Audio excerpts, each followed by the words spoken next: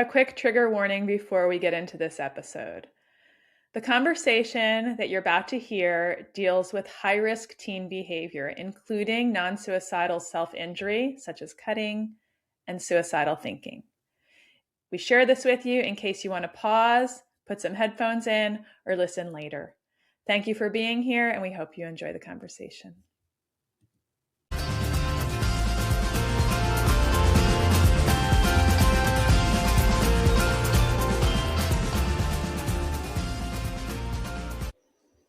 Welcome back to Parenting Shrink Wrap. Melissa and Sam here with a special guest today, Katie May. Katie is a licensed therapist, author, speaker, and group practice owner. She founded Creative Healing, which is a multi-location teen support center in the Philadelphia area, and has also written an Amazon #1 bestseller, an amazing book that if you're watching right now, Sam is holding up and shaking for everyone to see. I'll hold it still. It's really good. And it's called You're on Fire, It's Fine. And it's so good. We're going to talk about it. So she has a lived experience as a teen who had turned to self-harm, and she is only one of 11 Linehan Bird certified DBT clinicians in Pennsylvania, which is the gold standard treatment for self-harm and suicidal behaviors. So she helps parents and clinicians with practical trauma-informed tools to decode behavior as survival and create long-lasting change for some cases that can be extremely challenging that I know Sam and I have also encountered in our clinical experiences. So Katie, thank you so much for being here with us today on a topic that is a sensitive one, but a really important one that needs to be discussed about self-harm. Yeah, thank you so much for having me. I'm excited to talk about all things teens and high risk and parenting, and I appreciate you inviting me into this conversation. It's a big one. We haven't. Go ahead, Melissa. Sorry. So self-harm is something that comes up a lot. And I know you have in your introduction, in your bio, that you have a lived experience. Is that what brought you into this side of clinical work? It is. It's a little bit of my lived experience and also how I entered into the field. So I did self-harm as a teen. I was raised by a single father who was thrown into parenting and didn't have the skills to be a regular parent, let alone the parent of a teen girl with very big emotions and some reactive behaviors. And so later, when I went back to school to be a therapist, I fell into a job at a partial hospital program. So working with very high risk children and teenagers. And I found that I really connected well with teens and that I really enjoyed working with a high risk population because nothing they could say would freak me out. I was able to stay really calm in the room and support them in the way that they needed to get to the other side. Right. And do you think the reason that because I love teenagers too, and my husband will say the same thing, like you're calm in a crisis, and I don't know, I did not have I had a regularly angsty teenagerhood, it wasn't characterized by high risk behaviors, but it was just as angsty as the next person's. But I still feel like I go back to my teenage roots when I'm working with teens. Like it takes me back there every time. Do you feel like you bring that one of the reasons you're able to be as steady as you are with the teenagers is because you knew what you needed when you were younger? I do. I think, I hear a lot of therapists who work with teens say, I want to be the person that I needed when I was younger. And I do feel that. And I also just feel naturally my disposition lends itself well to working with teenagers. Like my favorite TV show is One Tree Hill. I love a teen drama. Like there's just some things that I gravitate towards. Maybe it's because of, how my development went or what went on for me. But I just think it's easy for me to connect with this population. And I think another part of that is how authentic they are. I've had teens come into my office and say they hate the color of my walls or my eyebrows are the wrong shape or like some of these other things that are just so honest and real. And I do really well with directness, authenticity without, the fakeness that maybe we learn as we come into adulthood to be more polite. So I can appreciate that. I'm laughing. Just this week, I had a teenager tell me that their friends were going around in a circle telling what color they would each be if they were a color. Like, and I said, oh, what color would you be? And the kid told me, and I said, what color do you think and I said, do you want me to tell you what color I think you'd be? And this was a total sidetrack. And the kid was like, yes. And I said, what color and why? And I said, what color do you think I would be? And the kid goes, we've been talking a long time. I know nothing about you. You know so much about me. I can't do a color for you. Oh, And I wow. was like, That's really insightful, though, I Sarah. said, fair point. Like, you win that moment. You can ask me questions if you want to. They're like, nah, that's weird. We'll just talk about something different.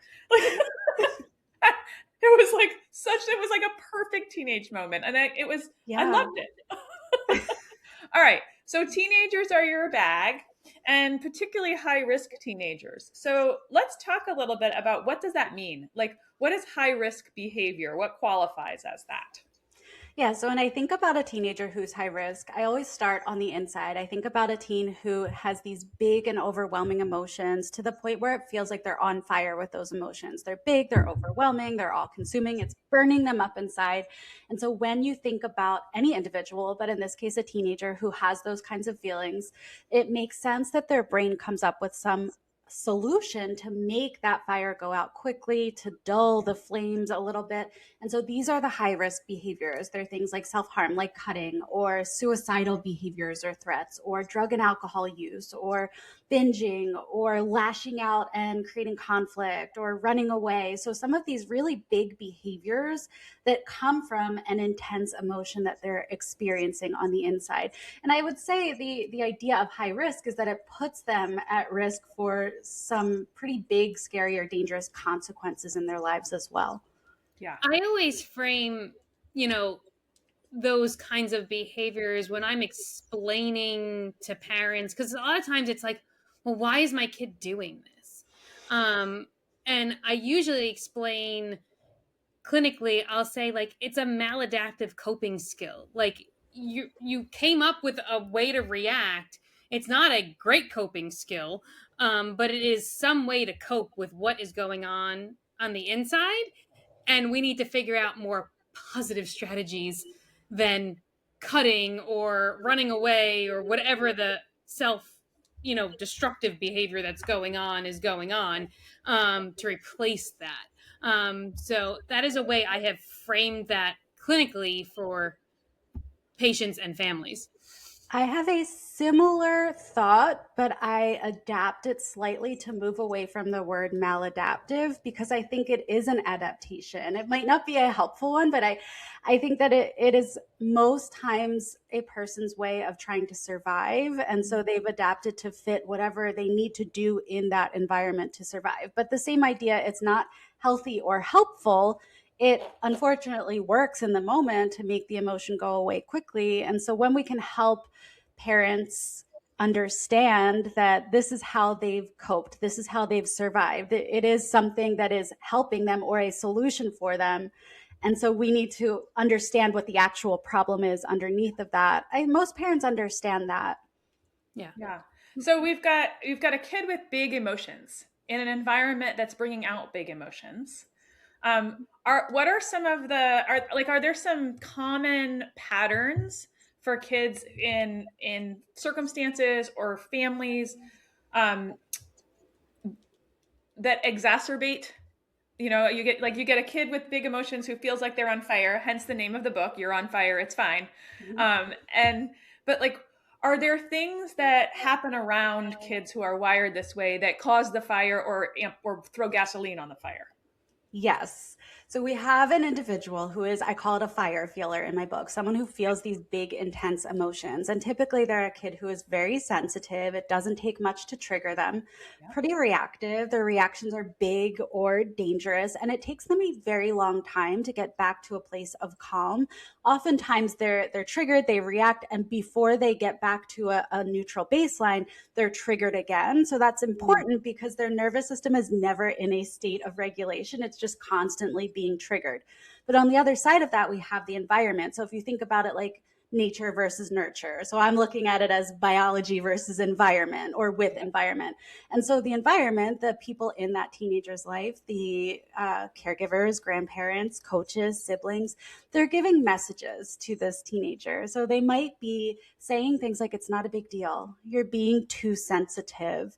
It was just a joke. Why are you reacting that way? So those minimizing and Yep. dismissive statements, Invalidation, right. invalidation, or they might be oversimplifying solutions, which is also invalidating, saying things like, just take a walk. Or when I hear a lot like, if you would just get more exercise, you wouldn't be so depressed. Oh I God. just did a post, Instagram post today about that Really? very topic. Yes, that I role played that in an Instagram reel just this morning. Yep.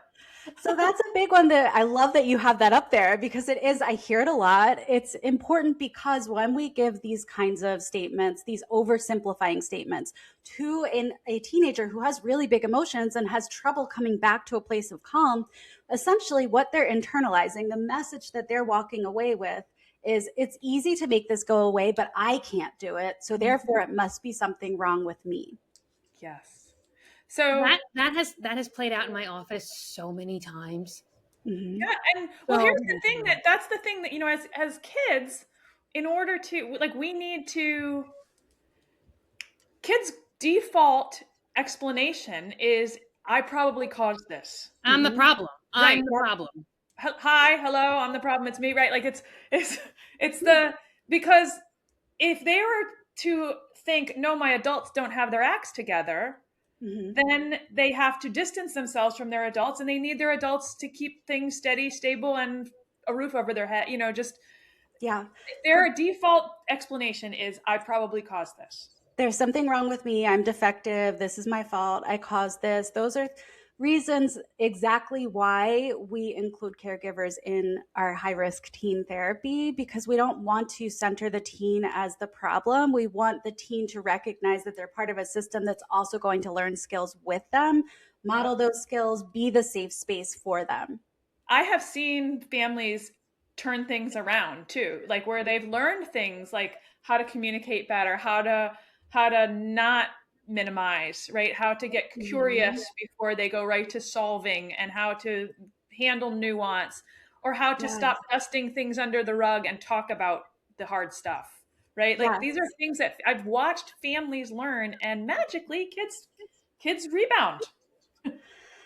There's so much power in parents learning how to validate, and parents learning how to shift how they respond in those big moments. I like to say we want to manage our face, like our facial expressions, our pace, like how quickly we jump in with frantic energy, and also our tone of voice. Because if you think about someone who is sensitive, they feel their emotions in these big ways. They're also very attuned to how Yes. their parent responds to things. And so I will hear, I don't want to share that I'm hurting myself or thinking about hurting myself with my parent, because I don't want to disappoint them. I don't want to hurt them. They can't handle it. It makes them too sad. And there's a kernel of truth in that. Like, I'm also the parent of a teenager, and I would be wildly sad to hear one of those things come out of my teen's mouth. But at the same time, I want to be the place where they can share those things so I can help them. So we have to balance both sides, parents having their own support for expressing that sadness, grief, struggle with how their teen is struggling, but also for them to be the stable place for their struggling teen to come to without centering their own emotions in that conversation. I had a teen say to me last week, because she's going through a thing, and and her parent is trying to send, like, I'm thinking about you, I'm on your team, go get him, Tiger, kind of text throughout the day. But the teen's dealing with some depression, some lack of motivation, some academic slogs, and the parent was saying, like, and the kid had confided, like, I just don't feel like it, basically. I don't feel like doing what I need to do to get myself out of this hole. And so the parent was saying things like, this is really, really it's eating me up inside to watch you like this. Just do it for me. These were Mm. like talk. And I was like, ooh, just missed the mark a little bit. And the kid goes, this was the greatest line. Yeah, my dad's a really great guy. He's a really good person. He just needs dad lessons. Oh, you have some insightful teens that you're working Isn't with. that a great line? Like I just thought it was a terrific way of putting it. Like, I Yeah. I love him. I know he means well, and yes, he missed the mark. right? Okay. Like, What a great way for that to land, because it could have gone differently. it could Yeah. have. Okay, so let's say you've involved caregivers in care. You've got a sensitive kid who is reacting in an overwhelming way to their environment, and they're doing self destructive things to cope with these big feelings. What next? If you're the parent, like what happened? What do you do? Yeah, so there's a few things that I always start with when a family is coming in, and they kind of happen concurrently. So for the teenager and for the parent, but not together in separate spaces, is we want each party to be able to observe and describe their own emotions. So really at the start of being able to understand what's going on inside, when is it escalating? What can I say when it's escalating before I get to a place of action? What can I do? What skills can I use to keep it from getting to that crisis point? And the same thing is happening for the parent. While I'm working with the team, the parent is also working with another therapist or in a skills group, and they're learning what's happening inside of me when I know that my teen is struggling. How do I manage my own internal freak out? So instead, I can say calmly outwardly, "Thank you for trusting me with that information. I'm here. I'll sit with you. Do you want me to help you solve this, or just listen to you?" Like all of those parent scripts that we want to give for validation and support. And then ultimately, what we want to do, which Melissa referenced earlier, was to help our teens find new skills that meet the same function as the self-harm. And so a lot of what we're doing at the beginning of working with the family is understanding, how is that self-harm helping the Mm, teen? What's going on during and after the behavior that is actually helping them regulate, feel better, escape, um, some kind of relief that's happening for them? And then how can we find new ways to give them that relief at the same intensity as the self harm, which is a hard thing to do. Yeah, I've had some patients say like that experiencing the pain from cutting, for instance, like kind of helps detach then from, I'm upset about whatever it may be. Um, Mhm. and sometimes some of the steps that I've recommended, and Katie, you probably have more than I do. Um, like I've had for patients who like cut their wrist, for instance, like or are cutters, like I've had like kids snap rubber bands on their wrists so that they're still inflicting pain. It's just like it's a baby step of like a much safer, non-invasive way Mhm. um, to kind of recreate that escape feeling without it being as unsafe or as destructive. And that's just one example, but it is a strategy that I've also heard of people like rubbing like ice on their skin in the spot they were cut to also kind of inflict an element of that pain response, but not in a way that actually causes self harm. Yeah, and both of them are definitely good replacement behaviors that are meeting that same function of like the physical harm to distance them from the emotional pain. There's also these fidgets called little ouchies. I don't know if you've heard of them. My team loves them. They're like fidgets that have tiny little I don't want to say spikes, but spikes. they're I've like seen little, them. They look like like a mace. Like they've got like those little things yeah. that poke, yeah, like a medieval thing that you swing around and whack someone with. Yeah, so teens tend to love them, and my team will recommend them because it's like a little fidget you can keep in your pocket. You can use. I think there's like a sensory stimulation like part of it that some teens will use like during the school day, and so it does help to mitigate some of those self harm behaviors when that piece, the pain component, is a part of what keeps it in place. I would say that then figuring out like what is the function, why is it helping, how does it help you, is important. And for the teens where that is a part of it, absolutely, that's a great way to go. One of the things this is another Instagram post I just did is I have an analogy where I say when your teen comes to you with a problem, picture them sitting in a mud puddle, and Mhm. our inclination as parents is to go to the edge of the mud puddle and say, "Come on out, I got you a towel. Get out of there." And Mhm. our kids never say, "Thank you, here I come." They say, "You're not listening. It's very muddy in here." and Yeah. and you go, that's why I got the towel, right? That's what the parent does. Mhm. And the kid says, you never listen. And there's this big disconnect. Meanwhile, the kid's still in the mud puddle, still dealing with the problem. And that's because we as parents don't, our end game is to extricate them from the mud puddle. We don't want to, we have resistance about going in and sitting in there with them. But what you're describing, get to know the reason for the behavior, it can feel very scary for some parents because self-harm is a mud puddle. I mean, of course, so are all the feelings behind it, but it's a mud puddle for the parent too. Like, why would I want to go sit there and like it could feel like they're getting closer to the problem instead of further away from it, and that's the Mhm. paradox, right? You have to get closer to it to get to know it in order to figure out Understand how it. to undo it. Right. Well, and I think there's this fear from a lot of parents in any kind of validation is, are we feeding into it? Are we fueling it? If Yes. I talk about it, is it going to make it worse?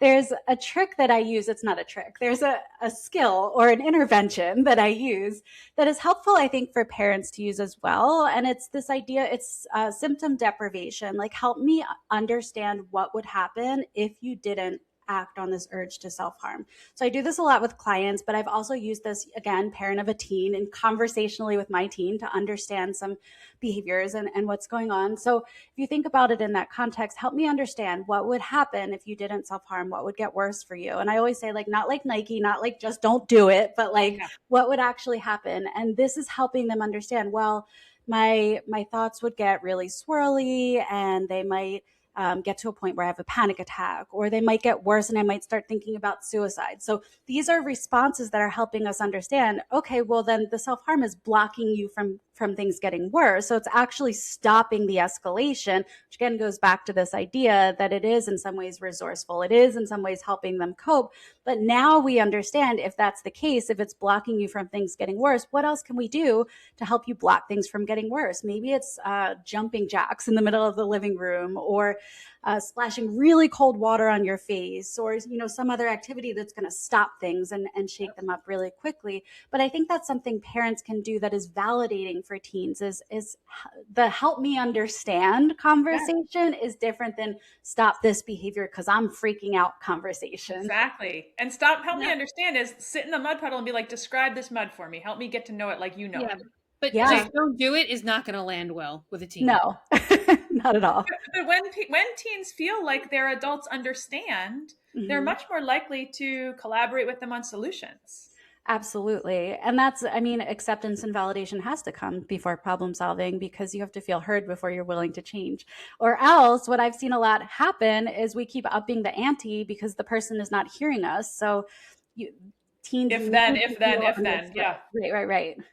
If you don't do this, then this is the problem. If you don't like it, then you start putting these, trying to like control destructive behaviors by putting like uh, negative guardrails in place. Well, If and you I can, think what happens with those kids, unfortunately, Sam, is we see them enter higher levels of care in and out repetitively because there's no change happening. So, like, change might happen while they're in a program, they're in a very supported therapeutic environment. But if nothing is changing at home, or the response or the understanding in their home environment doesn't change, these are the kids that you see bounce in and out of inpatient units or day programs all the time because the change has to happen on all fronts. Like, DBT does not work if there's no parental involvement. Like, I would never recommend a DBT program that didn't have a family component to it.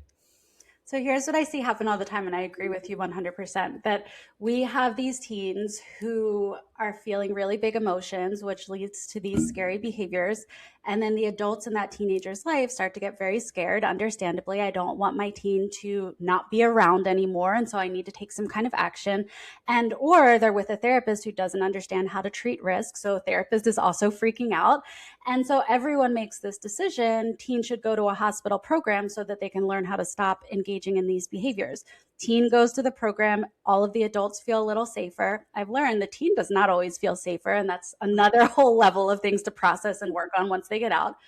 And so then the teen comes back into an environment where all the triggers, stressors, and relationships that contributed to their emotions and behavior are happening. And that cycle starts all over again, that things escalate to a point of crisis, then they're hospitalized. And so I'm often educating families on this cycle and saying the hospital is a holding place, it's not a healing place. And Mm-hmm. so if there is imminent risk and we absolutely cannot come up with a plan to keep them safe, then we'll go that route. But my goal is always least restrictive level of care, keeping them in their lives to learn the skills to handle the stressors that are happening in their lives. Well, Mm-hmm. and I think if a kid feels safe enough, like I've had kids disclose, like, you know, I hadn't self-harmed and I self-harmed. If they're in a place where they can feel safe and they know the adults in their life can continue to maintain that safety and keep them out of the hospital, most teens don't want to go to a higher level of care. They don't want to go to an inpatient program. Mm-hmm. They are acute holding places. They're not often healing places, like Katie mentioned.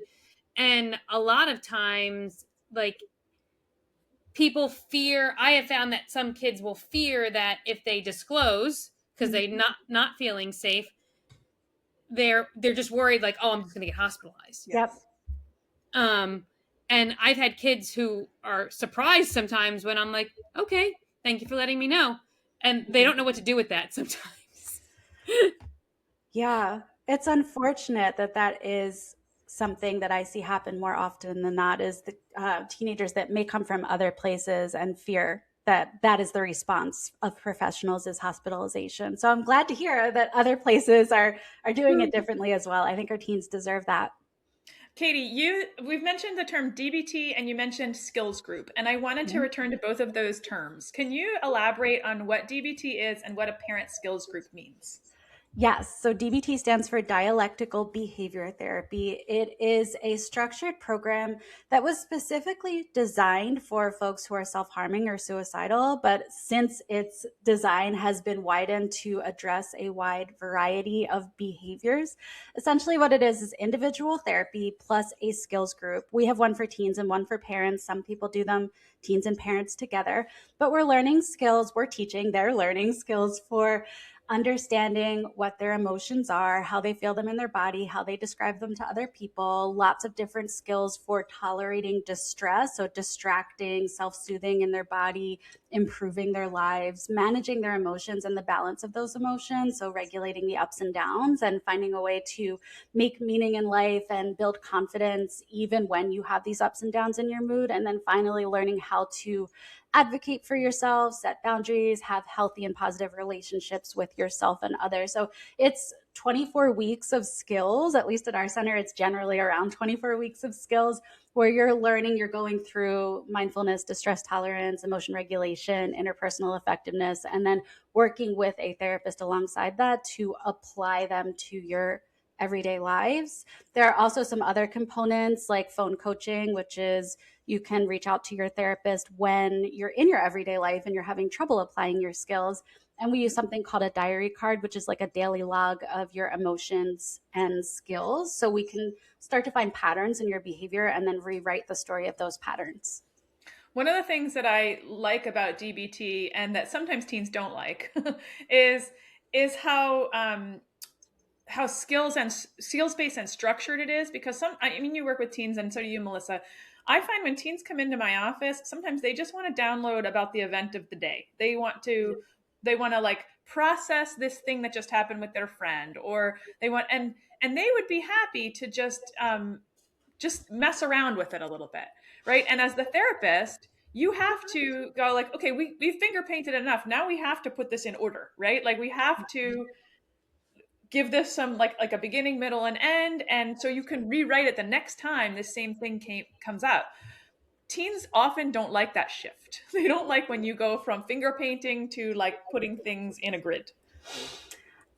I see it both ways because a lot of the teens that come to my center and that I work with have been hospitalized 6 to 10 times. And so they're tired of feeling bad and they want something different. I do also see, what I see it as is mood dependence. Whatever's bothering me right now is what I want to talk about in therapy right Yeah. now. And Mhm. that makes sense. So we do something called contingency management, where you come in, if you haven't engaged in a self-harm behavior, we have more time to talk about the things that you want to talk about. If you have, we have to address that first. And whatever's left in the session, we can talk about your friend or the dog you found. Well, sometimes I want to hear about the dog first. I will say that. But we spent, it really depends on how skillful you're being, whether or not you engaged in your target behavior. And if you haven't, there's more time for the things you want to talk about because we don't have to debrief on the other things. Yeah, I mean, it's truly fantastic. And as you were rattling off the sort of categories that DBT takes into account, I was just listening with my educator hat on and my parent hat on. And I was like, these are kind of what we all hope our kids get by the end of adolescence. All of those Yeah. skills, I'd love to be in self-advocacy, right? schools just teaching them proactively. I think that would be great for all of us. Yeah, it's good stuff. It's good stuff. Can Before we wrap up, can we make the distinction between self-harm and suicidality? Mhm. What's like, talk a little bit about that line. Is self-harm necessarily the on-ramp to suicidality? Do they always come together? Are they sometimes separate? Like, how can parents understand these two things and the sometimes blend of them? They are distinctly different behaviors that sometimes serve the same function. So, suicidal thoughts, behaviors, intent, ideation, these are behaviors that are of someone who wants to die, who does not want to be alive, or is having thoughts about wanting to die or not wanting to be alive, and somewhere along that spectrum of planning that. Cutting or self harm is actually called non suicidal self injury. It is hurting yourself in some way, but oftentimes because you're trying to cope and stay alive. There is an overlap. I would say there's like a Venn diagram of the issue of tolerance. If someone who's been self harming for a while and they're still in an extreme amount of pain, that may not work for them and they may move towards having more suicidal thoughts or ideation. So I would say someone who is self harming is probably more likely to end at that place than someone who has never self-harmed, but they're not the same behavior. And so it's helpful to understand that most people who are self-harming want to stay in their lives. They're trying to cope, and this is the way that they're coping. Excellent distinction, and I think that's really important for listeners to understand too, because I think that, if you go into your child's room and you see a mark somewhere on them and you're like, oh, I'm pretty sure they did that mark on their, they made that mark, that was, they hurt themselves in some way. You can go right to the, like, oh my gosh, is my kid suicidal? And by the way, if you're wondering, ask, right? Mm-hmm. Like, Mhm. just ask the child. I know that sounds scary, but that's like sitting in the ultimate mud puddle. But if you're curious, you're not going to make them suicidal by asking. Absolutely. In fact, you're opening the door because there's probably a lot of fear and shame in actually saying the words. So you being able to say them first and show that you're comfortable with them is a gift for them if that's where they're at. Yeah, and that sounds like, I see that mark on your arm. I'm concerned about it. I want to know where that came from. I also want to understand if that's a mark that means I was feeling a big thing, or I I I want to hurt myself and I don't want to live. Yeah. Right? Like, it's like you can just say it just like that. And that's a big, heavy thing to end on. But I felt like it was important. I felt like it was an important distinction. And I think people who are raising kids who are on fire, who are fire feelers, these are issues that necessarily cross their mind, and unfortunately, but it happens. Mhm. So, Katie, if our listeners want to reach out to you or get a hold of you, maybe they're local to Philly, or if they're interested in purchasing your book, where can they find you? The best place to find all of my work, businesses, and brands is katiekmay.com. You'll find links there to my counseling website, to my books, to my training program. So, one place where you can find all the things for support. And I am going to just put another plug. I've recommended this book to several families and whose kids are total fire feelers. And direct quote, I got a text from one parent saying, "I'm only on chapter 2 and I feel like she's writing just to me." Oh, thank you for saying that. Right? Like, that was what one parent said, and the other parent wrote back saying, "This is exactly so and so. Like, this Oh, describes my child to a T," and gives the parent a roadmap. It's really, and I found that it enhanced the work I was doing as a parent coach with those families. So thank you for writing this book. It's terrific. It's well written. It's easily accessible, and I know from handing it off to families that I'm not the only one who thinks that. Thank you. I appreciate And that. Katie, thank you for all the clinical work you're doing in the Philadelphia area, aside from the book, because this is a patient population that can be sometimes a little challenging to work with. So, it's nice to have other clinicians in other areas to be able to turn to, as well as professionals when people are seeking care and need good care in other places. Thank you. I really love what I do, so I'm glad to be that place for families that need it. Well, if you've heard anything, to our listeners, if you've heard anything that piques your interest, you can reach out to Katie directly using the show notes. You can also reach out to Melissa and me, parentingshrinkwrapped@gmail.com, and we can pass your information along to Katie. As always, remember this: we love you, we love your kids, and we thank you for raising the next generation of world changers. We will see you again on the next episode of Parenting Shrink Wrapped.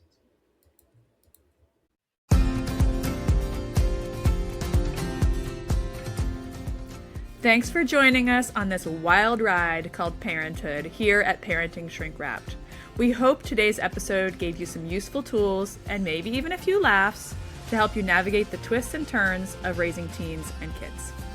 Remember, parenting is a journey, not a destination.